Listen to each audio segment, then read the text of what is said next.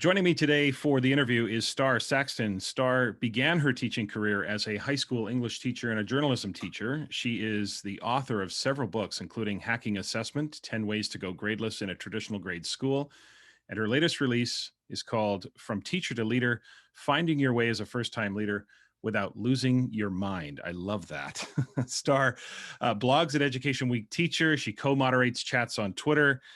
She's made the Bammy Award finals for secondary high school as a secondary high school educator in 2014 and for blogging in 2015. She was named one of ASCD's emerging leaders in the class of 2016. You get the point. She's already had a very accomplished career with much, much more to come from Starr. So Starr, I want to welcome you to the Tom Schimmer podcast. Thanks so much, Tom. I'm so excited to be here. Great. I'm glad to have you here as well. Now, before we dig in, I have to ask, what are the Bammy Awards? So I think a bunch of years ago, they had these, like one of the education, the BAM network had like, it's kind of like the Oscar style awards, Okay. and other educators were asked to vote who like they wanted to nominate. And then once there was a field of candidates, there was like, just voting. It's like a big deal in the States for a couple of years, and then it just kind of went under. So okay, kind I of just forget I just those love the things. name. I just love the Yeah. name, the Bammy Awards. That's great. Starr, I'm really looking forward to this conversation because you are a strong advocate, vocal, and certainly a very influential voice in the area of assessment and grading. So we're going to dig into that today, and certainly that's a topic that is near and dear to my heart as well. So let's begin with the big question, and the big question for me around assessment and grading is, how has your assessment mindset and your grading mindset shifted since you first started teaching? Like, how have you, what's been the arc of your career, just from contrasting the beginning of your career to now? So, I mean, and it is just that, it's a stark contrast. I would say the first 5 years of my career were very much the way most people start, emulating what I thought education was supposed to be, assessment was supposed to be, from my own student experience. And um, rigor to me meant that students weren't passing the assessments that I was creating. Like, I made them so hard that kids couldn't do well on them. It's a little embarrassing now looking back on some of the really horrific things I did Yeah. as a very new teacher. Mhm. Just, like, to the point where there were a lot of multiple choice tests, essays. There were projects every once in a while, but the projects didn't have very much merit because they just didn't understand how to design a project, or that it should be more than just a creation of sorts and not really aligned with standards or anything. And then when my son started school, his elementary school had standards-based grading, and I saw how much feedback I got on his report cards about what he knew and could do. And I think for a while, it wasn't sitting right. Like, how you start to get that Yeah. feeling that some of your practices, although easy to do and make your life a little more efficient, they just don't feel right after a Right. while. And Mhm. I started seeking out reading at that point. I read Ken O'Connor's book, and Mhm. I had read something Mark Barnes wrote. And I think with Ken, it was the 15 fixes for broken grades. And every time he explained a scenario that wasn't good and why it wasn't good, I'd sort of sit there and shame myself because I identified with Yeah. almost everything he said that was not so good. And I just started to tinker. I think after seeing my son's report card, I had this opportunity to think about, well, if they are able to break down what he knows and can, what he knows and what he can do, and not assess the areas that they haven't covered yet, like, how does that translate into a high school AP class, where I'm assessing so many standards all the time? We're working Yeah. on so many skills, so much different content, and they get one grade, Yeah. once a marking period, a few times a year. And that grade scarcely really speaks to the full depth of understanding. And I think once that realization kind of hit me. It's like once you are given the sight and you know that there's another way to do things, it's really hard to go back to the way that you did it before, even if the Right. way you did it before was easy. Yeah. And so then it became my life's work, I guess, to figure out a better way that was going to work inside of the system I was working in and the students I was working with, and how far to the other end of the spectrum could I really go. And it started with just delaying grades as long as possible, especially Right. as a writing teacher, Hmm. not putting a grade on people's writing, and then stopping grading group work, and Yeah. bringing reflection into the picture so that I could kind of hear student voice a little bit more, and then starting to bring kids into the whole development of the assessment. So I mean, I went from crazy town in my early career with, I'm in charge, this is what's Yes. right, points off for everything, Yeah. to moving to, grading as little as possible, and really till none at all on the other end, Hmm. where we were having assessment conferences based on their portfolios, and we were deciding together what grade was going to go on the report card, because I couldn't get away from that being in the New York City public school system. Right. I had to put a grade in for report card time, but I didn't have grades all marking period long up till that point. Yeah. So I would say as far from one end of the spectrum to the other as you can go. Yeah, I share that, and it's interesting because so many of us who do this work talk a lot about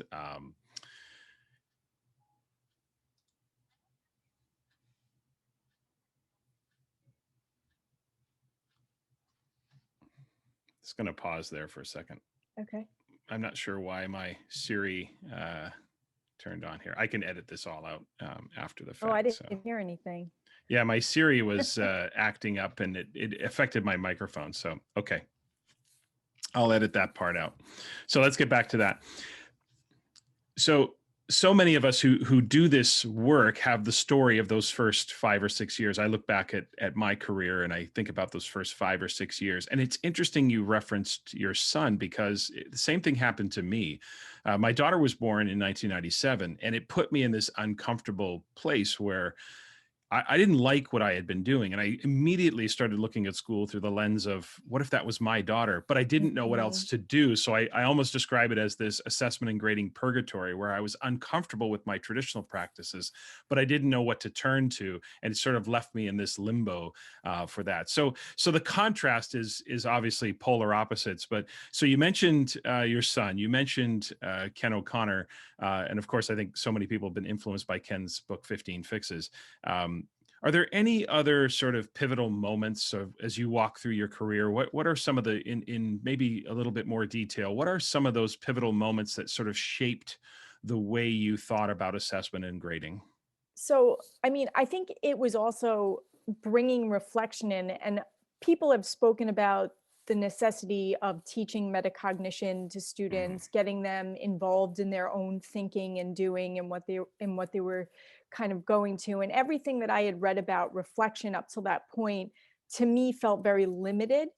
So, like, creating a system inside of my space that I felt both gave kids agency and also helped to inform my instruction, and also inform future assessments, was something that I really started to lean heavily on. And teaching kids how to be more knowledgeable about their own learning Yeah. and what mastery looks like, and co-constructing success criteria, really developing exemplars together, really having opportunities for kids to express their learning. Because if there was one thing I did learn in that uncomfortable time to where I got, was that my assessments were terribly, I'm not infallible, and my assessments were definitely not as good as they could be, Hmm. even after I had turned the corner.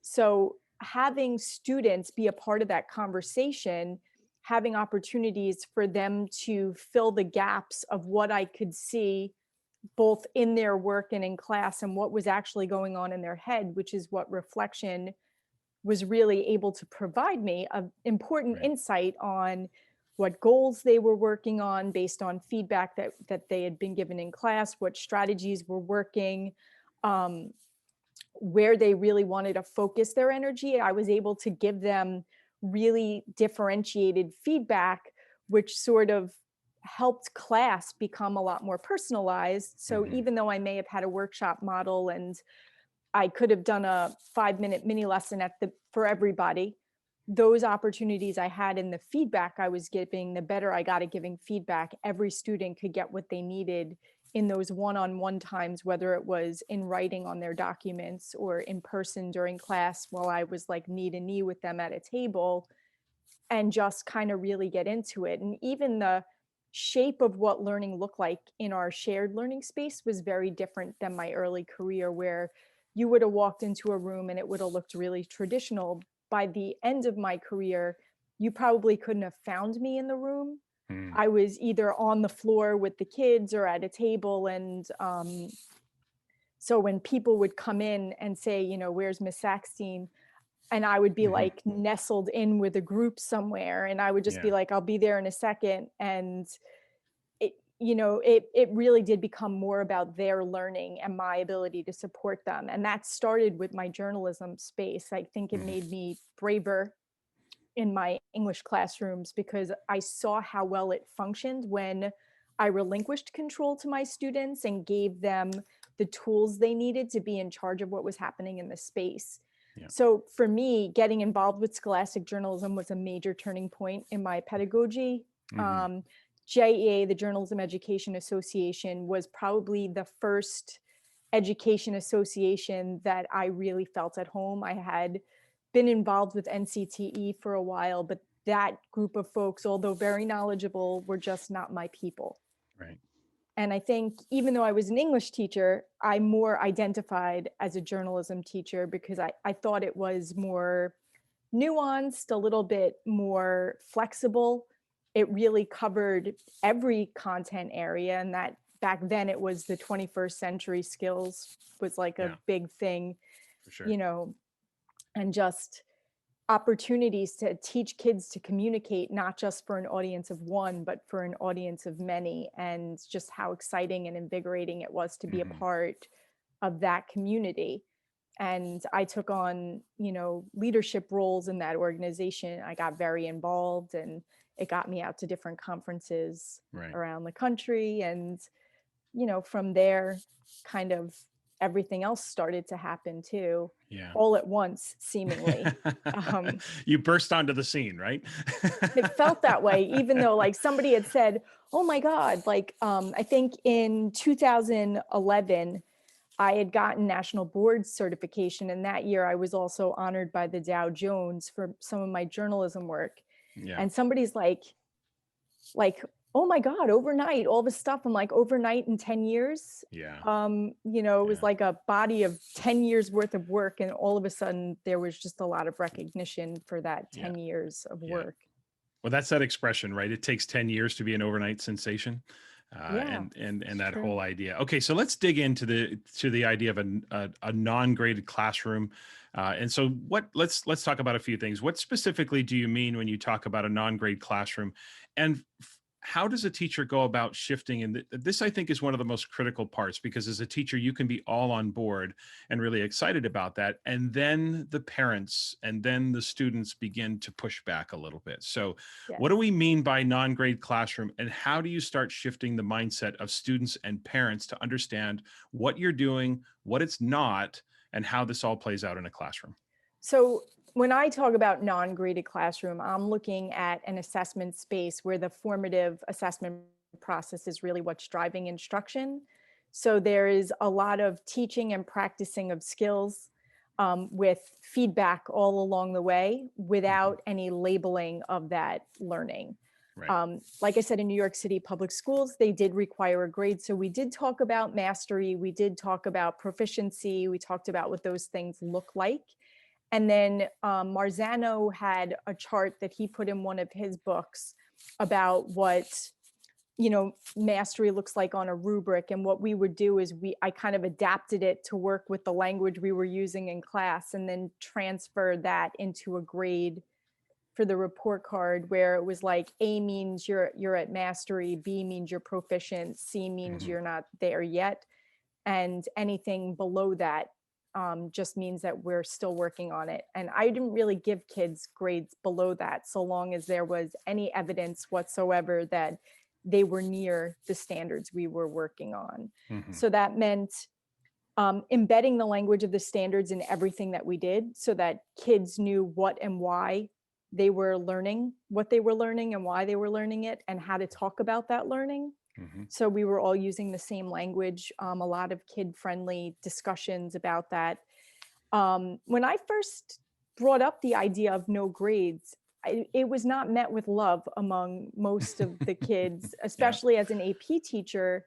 Right. You know, your A students, your honor students are the ones who are most attached to their grades. So walking into a learning space and saying, hey, we're not going to do it this way anymore, it is going to meet with a wall, especially if you have kids defining themselves Right. based on that assessment. So the first thing is talking about, you know, what does it mean? What do grades mean to you? What is that? When you say you're an A student, what is that really representing? And having class discussions in lieu of whatever other subject area we were going to talk about that day, to really get at the heart of why it was so important to them. Hmm. And then try to help them understand, especially, and fortunately and unfortunately, I had a colleague who taught AP macroeconomics, and it was a very number based class. And a lot of my students used to come from his class directly into mine. And Hmm. I'd hear them talking about their tests, and they'd be like, I got a 37 out of 62, or, whatever the numbers was. And I was like, but what was the topic of the test? Hmm. And once the test was over, none of them could even talk about what they learned or what they were being assessed on. And I said, it's kind of silly that you care more about the number that's on top of the page than what you actually took away from that experience. Yeah. And I think the more there was tangible evidence that that wasn't even representative of their learning right now, Yeah. the more they seemed willing to go on the journey with me. Right. um, I will admit, working in the small school that I worked in and having taught so many different grade levels, most of my students had had me for more than 1 year in a different Right. class or over time. I had a reputation in that school. I was Yeah. there for 9 years, and kids wanted to be in my class. There was an implicit trust that happened because you'd have seniors coming back who are like, Miss Sackstein, that's the teacher you want to have if you want to be ready for college. Right. So they did the crazy stuff I asked them to do Hmm. without much complaint, because I had a track record of helping kids be prepared, Right. even if my methodology was non-traditional. Hmm. And for parents in that environment, I created a YouTube channel so that they could see the learning that was happening in the class. And that's when I started doing those deep thoughts from the dashboard, and kind of sharing my reflections of what was Yeah. happening in this space, and also live streaming my class, sometimes with Yeah. very good results and sometimes with very realistic results of what Yeah. happens Yeah. in a high school English classroom. And Absolutely. I invited parents to ask as many questions as they want, and just made myself very available, and kept assuring them that they'd be getting more information from me than they would if it was just a grade. It's so interesting. So many things stood out for me as you talked there. The one that stood out right away at first is that we as adults have allowed students to define themselves by their grades, and so we Yep. have to take some responsibility for that. We Hmm. can't just lament the fact that they're grade grubbers. I've said several times, and I say this all the time to groups I work with. Kids don't come to kindergarten as grade grubbers. They learn that after they enter the system. What I loved most about your description of what you did with your students is you didn't just walk into the room and say, I'm changing, and this is what's going to change. You had a conversation with them. And I think so often we underestimate the value of reasoning with students and helping them understand the why behind the changes, and making sure that they understand that this is the direction we're going, and here's why this is going to help you be more prepared. And you're right, once your reputation starts growing in a school, then students start to want to be in that classroom, because the proof is in how they feel, how they learn, and then beyond that, how they're prepared. And the last point about parents, the YouTube channel is brilliant because it's about transparency. I think too Mhm. often, again, we keep parents in the dark. And I love the fact that you were just open and honest about the shift. And I think, and all the little changes that you're making, I think that really does take parents to a place where, if I were to encapsulate what most parents say to me in situations like that, I would encapsulate it with this sort of phrasing. I would, a lot of parents will say, at first I was really against this, but Mhm. once I saw how much information I'm getting about my child's learning, I'd never want to go back to the old way. And that pretty Mhm. much sums up what most parents' responses are, because as you have that experience with your son, and so many parents have that experience, they once they realize how much more information they get about their child's learning. So can we talk a little bit about feedback now? Because that Sure. obviously is the focus. And I want to ask you, not what are the big ideas of feedback, because I think the big ideas of feedback are fairly ubiquitous, timely, specific, descriptive, Right. etc. What are some of the nuances or some of the lessons that you've learned about feedback specifically? Like, here's the research, but here are some nuances that I've been able to sort of think about and realize that worked in my classroom or were effective. So I think one thing I could say about myself is that I am not a praise everyone kind of teacher. So my students knew that when they were getting validating, positive feedback from me, it wasn't just me trying to fluff them up. They knew that it was deserved, Mhm. and that was a part of it as well, to be really clear. Like, I think there's a tiered situation here. Students really need to know the end goal first. Once they have that success criteria, you need to use the language of that success criteria in the feedback that you're providing. Mhm. When you're looking at exemplars in the beginning, you use the language of what things actually are, because it's two tiered. The more articulate you could be in what you're teaching and giving feedback on, the more articulate students could be when they're advocating for help, Mhm. advocating for needs, working with peers and being able to give better feedback to peers. So it's always a modeling situation. I stopped saying things like, this is good. And when students ask me, is this good? That was not a question I would respond to. I would Right. turn it around to them and I would say, all right, first of all, what does good even mean to you? Is there something specific you need help with? I'm not going to sit here and read 5 pages in the middle of class and then evaluate what's going on here. What I need you to get a little more clarity on what you're really asking me right now. And it needs Mhm. to be something that I can answer relatively quickly, because I still have 33 other kids in this class. Mhm. And if you want to set up a conference, I'd be happy to have that more in-depth conversation with you, but it's just not fair to do it in the middle of class unless Right. we're having conferences in that day. So getting them used to the fact that they couldn't just rely on me as the sole expert in the room was really big. Mhm. Training the other kids in the space to become experts in certain Right. topics so that they were able to both identify and articulate, identify what students needed help with or what they were doing well, and then Mhm. articulate specific actionable feedback that would either help them improve what was already being done, or support them if they weren't doing it correctly.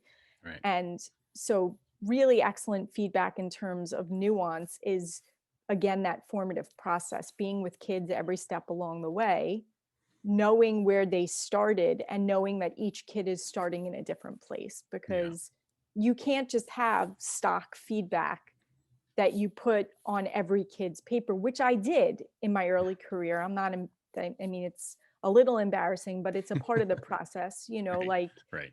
if I'm assessing an introductory paragraph and I'm looking for certain things in a thesis statement, and I have a Google Doc full of specific feedback around all the issues that could come up with an introductory paragraph and I'm cutting and pasting to save time, Mhm. versus knowing that student A has a goal of working on cohesion or developing context inside of an introductory paragraph, and student B doesn't have a really good grasp on what a thesis statement is.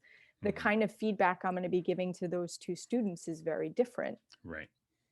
So, Yeah, I love the way you turn that around, because I'm a real advocate for feedback that causes thinking, and I think sometimes for all the right reasons. I don't mean this to sound negative, but I think a lot of times teachers are guilty of giving, one, too much feedback, mhm, and two, guilty of doing too much of the thinking for the students. I mean, obviously, if you're dealing with a novice writer and someone who really needs a little more hands-on, you're going to be a little bit more direct with them. But as students grow in their proficiency, I think being able to turn feedback around into a question or a prompt or point them in the direction. And I love the fact that you said, listen, you got to come back to me with some specifics. It's not just, hey, I don't get it. Is this good? What specifically are you wondering about? I love that. You know what, Starr, we all have to embrace our past. So don't be embarrassed about it. Wouldn't be a career if we hadn't grown, right? that's true. If we had it all figured out in year one, then we would have I always say you can either have a 30-year career or you can have a 1-year career 30 years in a row. And Mm. so I think that we all have to grow. So we have to just own our past and in Oh, our traditional grading and all of those things.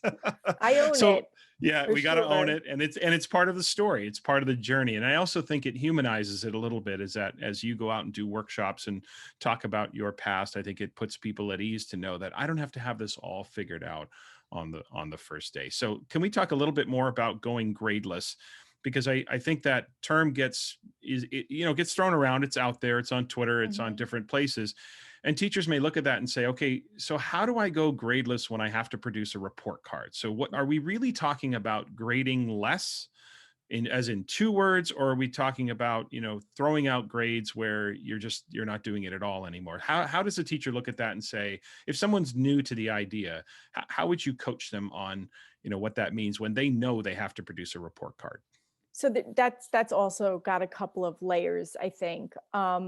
If I didn't have to put a grade on a report card, I wouldn't have. And Mhm. my principal loved the work that I was doing with kids, but New York City said we had to. And the students would even push back sometimes, like, why do we have to give ourselves grades if we've already decided that grades aren't useful? Mhm. And it's a legitimate question, especially when I'm advocating for it 98% of the time. And then there's that one time at the end, midterm and at the end of term where I'm like, well, we have to actually look at your body of work now and determine what level of mastery you've achieved on these various different standards that we've kind of focused on for the last Mhm. little bit of time in the content. And I tried to de-emphasize the grade part of it. It was far more important to me that they were able to articulate their learning in a meaningful way, Mhm. be able to note the progress based on earlier work from their portfolio to where they were now, and then be able to assert what kind of goals they were moving to next. And I think that even though we did have to put a grade on the report card, those other activities became so prevalent in what was happening in the classroom that the grade was an afterthought. And the fact that we were having conversations about their learning, those assessment conferences we were having at the beginning of the year were definitely more led by me, asking a lot of questions and sort of putting them putting them in a position to be able to defend the work that they were doing. And by mid-year, there was a definite shift in who was talking more. And then by the end of year, when they were doing their full year reflection on their work, they did 98% of the of the talking. And I was really just asking additional clarifying questions or asking them to go a little further. And then, we would discuss the grade at the end. But Right. they would come to me with notes. They would have feedback prepared and ready to discuss. I gave out in class, they would have time to fill out the Google form that I would send out each mid and end of term that had a list of all the work that we did, the standards that we addressed. and they had opportunities to actually pull from their own work. Like, it was important enough for me to say to them, we're going to spend a week's worth of time where you're going to be doing this in class, not on your own. If Right. you don't finish it in class in that week's time, you're going to have to do it on your own, but you will have a full week in class to Mhm. review your portfolio, start reflecting about your learning, fill out the Google form, prepare for your conference, Mhm. so that you could be fully ready to have that conversation. And there was a lot of value placed on their being able to articulate their strengths and their challenges and the plans they were putting in action to sort of Mhm. enact that. Yeah, the again, when you look at asking students to consider levels of mastery, I mean, even when we are required to produce a grade can be, what is the degree to which you've learned the material, or it can be the result of harvesting points through, the Right. accumulation over time. And so if you're required by the state or by your district to produce a report card, it's all in what it's supposed to mean. And I think that creates a seamless connection between what the students experienced in class and then being able to engage them in that. Okay, now where are you on this sort of progression or this gradation of quality? So where do you land on that, for sure?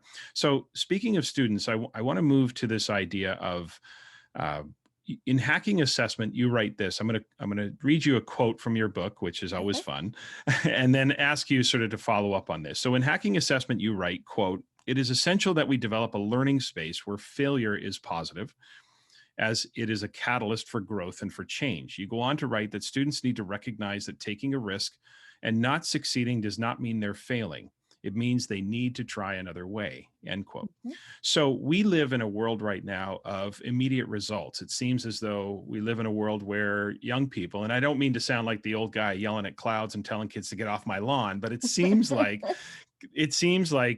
today, with our TikTok driven world and how many likes and retweets we get, that students are really all about the immediacy, the sort of immediate gratification. So in that idea, how do we go about shifting that mindset in class when our students may have already come to us with a immediate gratification kind of mindset? How do we shift that in our students?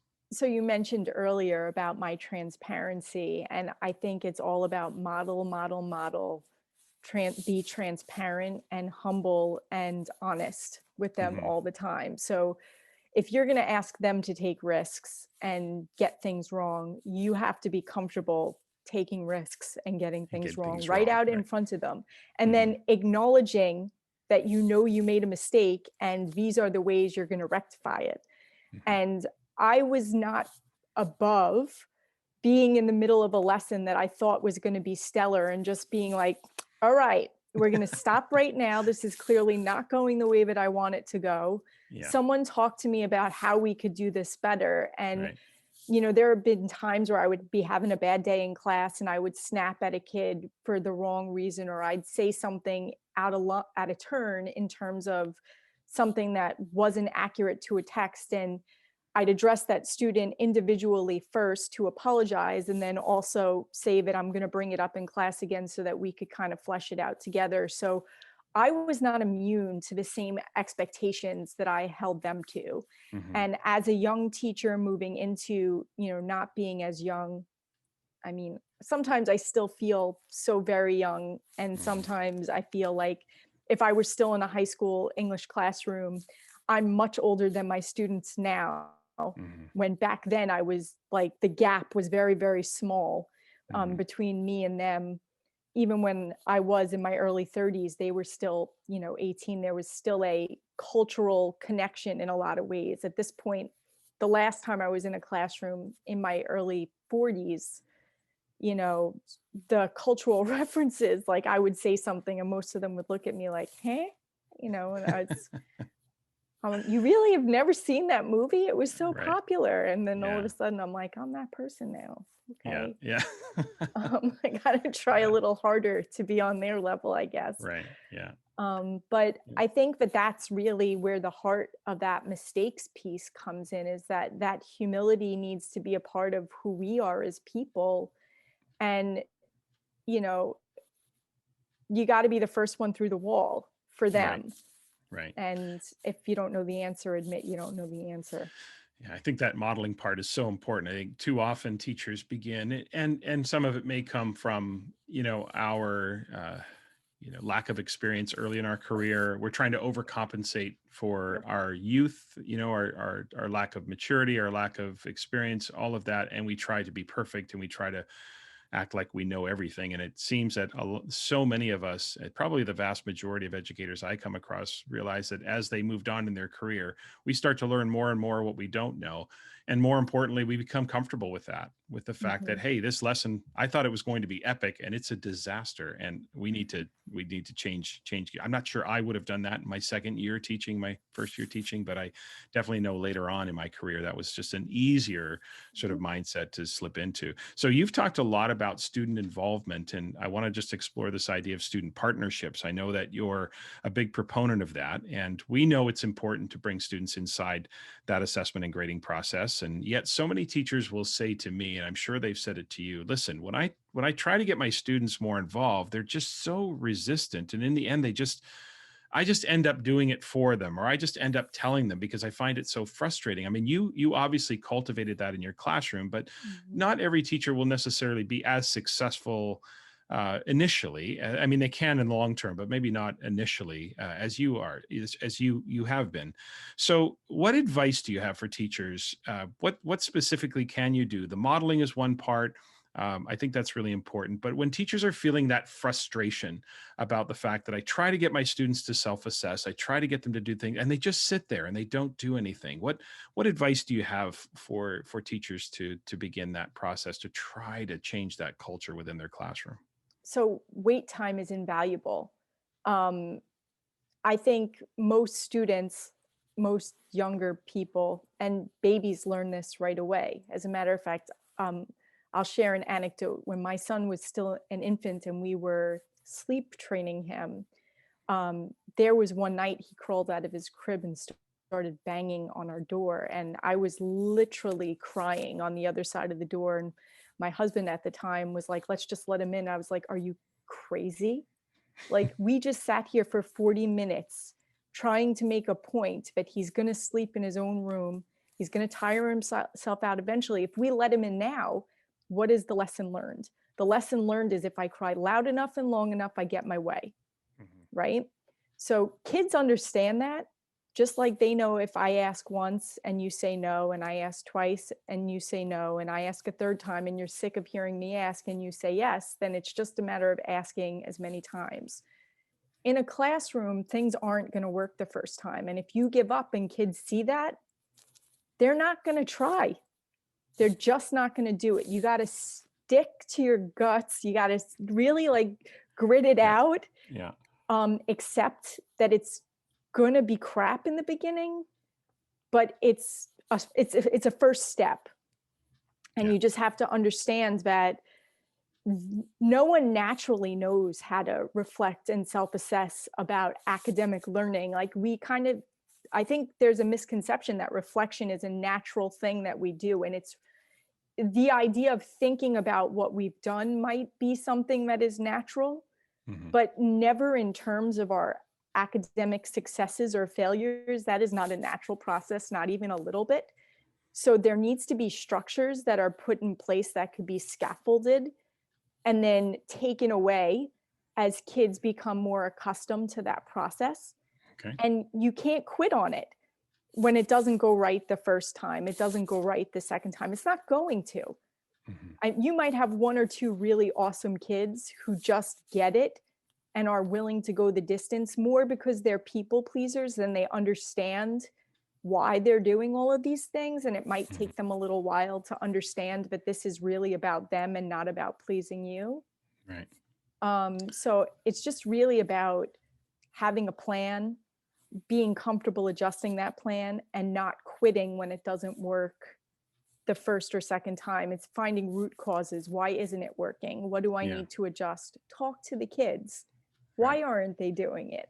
Mhm. What about it is doesn't seem useful to their learning? And maybe if you could unpack that with them, you'll have more success moving forward. Right. When it comes to reflection, you just talked a little bit about structures and systems that need to be put in place at first. Can you Mhm. give us an example of a structure or a system that you might put in place early on that eventually you can take away? But what are some of what might be an example of structure that a teacher might consider in the early stages? So I used to actually have a poster that hung on my wall with the steps of reflection, and Mm, it was the same way all the time. And the first few reflections that they wrote for me with my ninth graders and my L's, we would do piece by piece by piece. So mhm, the first step was always to restate what they thought they were supposed to do in the assignment. So they write a paragraph that tells me what they understood the assessment to be. And the mhm, reason that's important is too many times I was noticing that I didn't always get the work back that I thought I should be getting back. And that was a clarity mistake for me. okay. So, how could I assess kids appropriately if they were doing a different assignment than the one I thought I asked them to do? Mhm, By having them define it, then I could then assess the project through their eyes, through what they expected to do, and then we're on the same page at least. So right. that's Right. important step number 1. What were you supposed to do in this assignment? What was Right. the point? Right. Step 2, take me through your process. I want you to tell me from start to finish how you were able to do this assignment. Did you take breaks? Where did you find your research? Where did you struggle? How did you get over those struggles? And Mhm, then step 3 is aligning it with the standards. Where in your work can you support that you are meeting, exceeding, or not there yet? If you had to write an argument paper using these standards that I said we're going to be assessed right now. right. And then the third part is, what was my new learning? How do I take that new learning and how have I applied it? If there were goals, did I meet the goals I set for myself? What strategies did I use? And then the very last part is, based on the success criteria we developed together, where would I assess myself? Right.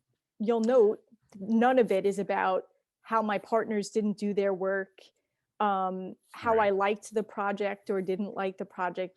Those aren't irrelevant things, but for this type of reflection, it doesn't really fit because Right. it's really all about their learning. Yeah, I mean, I love that structure because I think too often we look at structures and protocols and they can be looked at with a level of cynicism to suggest that they're restricting or they limit students. But at the same time, when you're trying to build a habit and you're trying to help students go through a process that is going to be meaningful, it's one thing to say to students, look, just reflect on your work. You're going to get you'll either get nothing or you're going to get just this loose kind of, if you're lucky you'll get a loose connection to the work that they've done. But if you teach them the process of how to go through a proper reflection, eventually you won't need that protocol. I would imagine that was your experience, that as your students, as that became habitual, you no longer had to really walk them through the protocols. Yeah. Is that a fair assessment of what your experience Yeah. was? And I mean, in those first few that they did, they got a lot of feedback. So if there were things that were missing,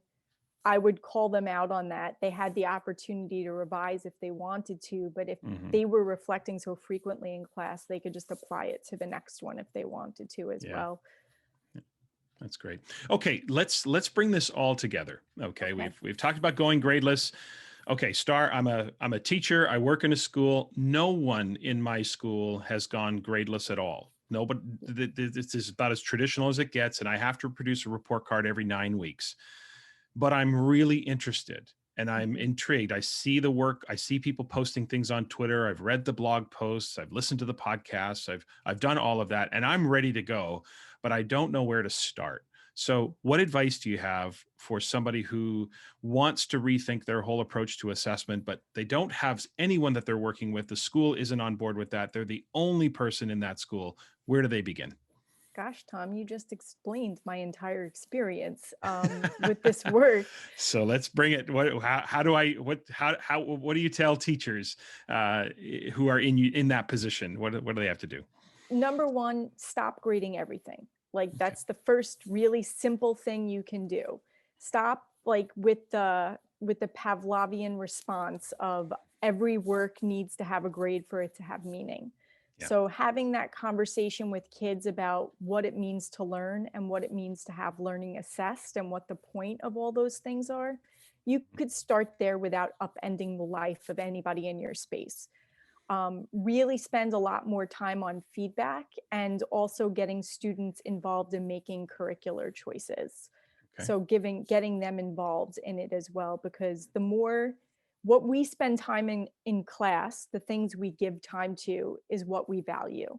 So if you're telling kids it's about the learning, you need to make the focus of what happens in class their learning, their voices, their choices. Right? That's something else you could do. The next thing I could say is bring reflection in so that when it does come time to give a grade, you at least have a much fuller vision of what a student knows and can do. Because now you're also getting their thoughts about what they're learning and not just what you see both in class or in their assessments, particularly for those students who don't turn in work regularly. Have conversations, conferences with them, talk to them about their learning, get them involved in what's happening. And I would say find a group online, if not in your school. The teachers throwing out grades group, the standards-based grading group, the teachers going gradeless group. There are a lot of groups on Facebook specifically dedicated to this practice that have tons and tons and tons of resources. I have a YouTube channel. There's tons of podcasts out there. Yeah. Mark Barnes has tons of books. Ken O'Connor has tons of books. You have to decide how far you really want to go, because there is a spectrum. Tom, you have books, there's a spectrum of, Yeah. How far to the other side do you want to go? Right. And then find where that group of people are that you could start inching in that direction. Right. This would have been a much lonelier proposition 20 years ago, when you didn't have access to networks and groups. You see so much of that on Twitter and Facebook and other social media platforms, where people just are so thankful for establishing these connections that they otherwise wouldn't have, because you might be alone in your school, and being able to connect with people who've been through it, being able to connect with somebody like you who has gone through that evolution, and someone who can provide some advice and some connection and some feedback to things that you post, and all of that, I think is a wonderful opportunity for people. So don't be shy about jumping into those Facebook groups that are out there, for sure. Starr, we're gonna this is in my wheelhouse. The assessment and grading conversation is something we could do for hours, and I'm going to use this as an excuse, as I've said to several others, use it as an excuse to have you back on the podcast at some point. But we're going to finish up today with a segment I call 3 questions. It's just 3 lighthearted questions. We've talked very seriously about assessment and going gradeless and all of those different concepts. So we're going to have a little fun here. Just 3 lighthearted questions so listeners can get to know you a little bit more. And then I've got one more question for you at the end about success. So the first question I want to ask you is just a very simple this or that question. And it's this, okay? Sweet or savory? Are you a sweet person or a savory person? Depends on my mood. All right. You got to pick one. Oh no. I would say savory more than sweet. Okay, savory more than sweet. Tom Gusky did that to me too. He sat right on the fence of the sweet and savory. Well, maybe it's a bad question. I'll have to throw that out. It's really like a mood thing. Like there are some go. days I crave sweet, and there are some days I crave salty. Yeah, there you go. That's true. That's true. Okay, question 2. If you could travel back in time, what period of time would you go back to, and why? Oh man, I'm such a history nerd. I would say,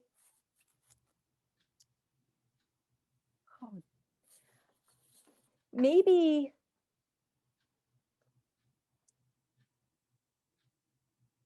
I have 2. Of course, I always have to have 2. No So problem. ancient Greece. Okay. Because I'm a really big lover of Greek poetry and literature and mythology, and to be able to be in that atmosphere where democracy supposedly flourished, and there are so many really fascinating things that our current lives are built on, at least in theory. And then I also, in the same vein, probably early American, like colonial days, to be a part of the forming of the country, because I feel like I could probably have been somebody who got more involved than most women did. I would have found a way to get my voice heard and maybe Right. change a couple of things that hurt us so much from the very beginning. Right. Right. And You would then, have I mean, you not would have so been long. you would have been Yeah, the voice of reason, right? You would have changed the course of history, quite literally. maybe I could have Maybe. tried. Well, we hope so. Okay, last one. Best concert you've ever been to, and what made it so Mm, great? gosh, these are hard questions. I I know. don't know if you knew this, Tom, but I used to be a music journalist in my early days. I I did not know that. saw a lot of live music, wrote about a lot of live music. Okay, Okay, so this is also going to be multi-tiered. James no Taylor problem. was my very first concert. My parents took me, and it was like a yearly concert that we always went to at Jones Beach. Mm, And James Taylor sort of became a major part of my soundtrack in my early childhood. mhm. Um, and a, a lot of like folky and classic rock stuff was also very big in my growing up. I was a big Deadhead. I went to tons and tons and tons and tons of Dead shows. Unfortunately, Jerry was kind of past his prime by the time I started going to shows. Yeah. But my very first Dead show was when I was 14. My dad took me, and we had backstage passes, and it was one of the coolest experiences Wow. of my life. And I think part of the reason being at Dead shows was so transformational for me is like I was a kind of weird kid, and it was probably the first place I ever really felt like I could be myself and I Mm, didn't feel judged or anything like that. mhm. And then there were 3 one-off concerts later in life. I saw Barbara Streisand, Paul McCartney, um, and the Rolling Stones. And for the fact that, they were all kind of past their prime when I saw them, but it's still them. I also saw Billy Joel and Elton John together, which was kind of Wow. awesome. And so, I mean, I've seen a lot of really phenomenal shows, Yeah. but those are the ones that kind of stand out the most. Lots.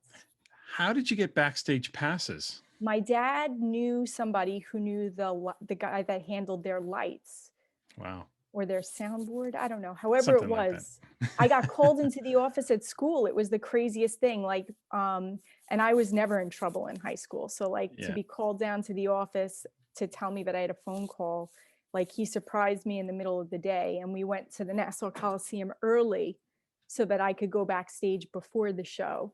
And we had really great seats. And it was really the beginning of a love affair with that Yeah. band and traveling all over the country to see them, really. Wow. That's yeah, I did not know that musical journalism part of your career.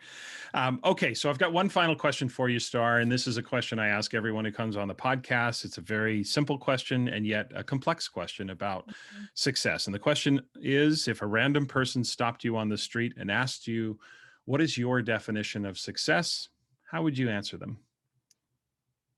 I would probably say that success to me is being able to accomplish the goals that I set for myself. Hmm. Sometimes they're simple and sometimes they're more complicated, but I think the happiness comes in the doing, and that's the part of that's what success is to me, to just kind of enjoy the ride. Yeah, yeah. Yeah. That the accomplish the setting the goal. It's interesting because so many that I've talked to talk about our own personal definition of success and how we define, and not, very few people, if any, have talked about the societal definition or what society thinks is success. We define that, and the idea of meeting your goals, and that the happiness comes from the journey along that way. I love that idea. Starr, again, thanks for taking the time to be here today. Listeners, really want to encourage you to follow Starr on Twitter. She is a great follow. Her Twitter handle is at Miss Sackstein. So that again is still the teacher in you, right, Miss Hmm. Sackstein?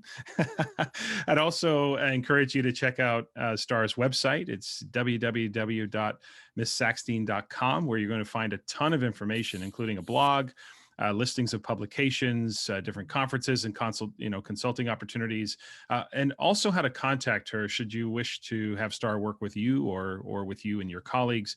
There's information there, and as well, Starr's YouTube channel, to find Starr on YouTube, Starr Sackstein on YouTube. Some great, really, and I think the one thing that I noticed the most about just the videos you post, and obviously in our conversation today, is what impresses me the most is, among several things, is your level of authenticity. I love the realness of the conversation, and on the YouTube channel, just the authenticity of what you posted there. I can see why that would be a great resource for parents and for students along that journey. So lots of great ways to connect with Starr listeners, and certainly would encourage you to follow her on Twitter, as I said. So Starr, again, I can't thank you enough for being here. I look forward to our conversation sometime down the road. Thanks, Tom. I look forward to it as well. Great.